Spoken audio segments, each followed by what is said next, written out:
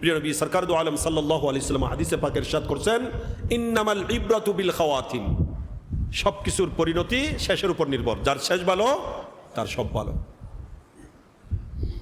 এই জন্য প্রিয় নবী হাদিসে পাকের মধ্যে এটাও ইরশাদ করছেন যে কোন বান্দাকে আল্লাহ পাক সুবহানাহু ওয়া তাআলা জাহান্নামী হিসেবে লিস্টিভুক্ত করেছেন, এ দুনিয়াতে জান্নাতি কাজ করতে করতে এমন পর্যায়ে গেছে যে মৃত্যু হলে জান্নাতে যাবে, কিন্তু তাকদীর তার উপর প্রাধান্য পেয়েছে, মৃত্যুর আগে বেঈমান হয়ে দুনিয়া থেকে গিয়ে জাহান্নামে গিয়েছে, নাউজুবিল্লাহ। অনেক মানুষ এমনও হয় যে সারা জীবন জাহান্নামী কাজ করেছে,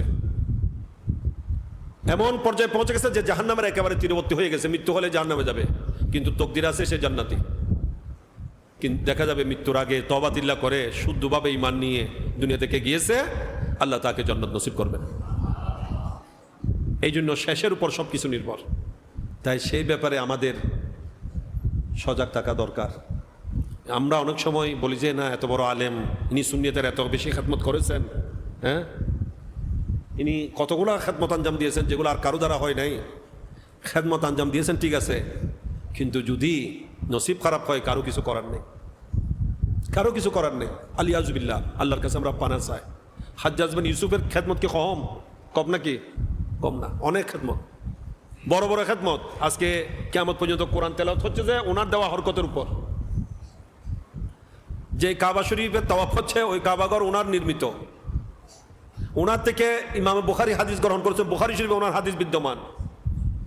ওই সময় উনি ভালো ছিলেন, সেই হিসেবে নিয়েছেন যে এটা জবাব আছে। আবার কেউ বলবেন যে হুজুর উনি এত খারাপ করলেন, ওনার থেকে হাদিস কিভাবে নিয়েছেন? হ্যাঁ, ইমামে বুখারী যখন হাদিস গ্রহণ করেছেন তখন উনি ঠিক ছিলেন, পরবর্তী খারাপ হয়েছে যায়, বুঝেছে? তো আল্লাহর কাছে আমরা দোয়া করি, আল্লাহ পাক সুবহানাহু ওয়া তাআলা আমাদের সবার যেন খাতেমা বিল খায়ের নসিব করেন, ইমানের উপর যেন আল্লাহ তাআলা আমাদেরকে খাতেমা দান করেন। এটার উপর সব কিছু নির্ভর।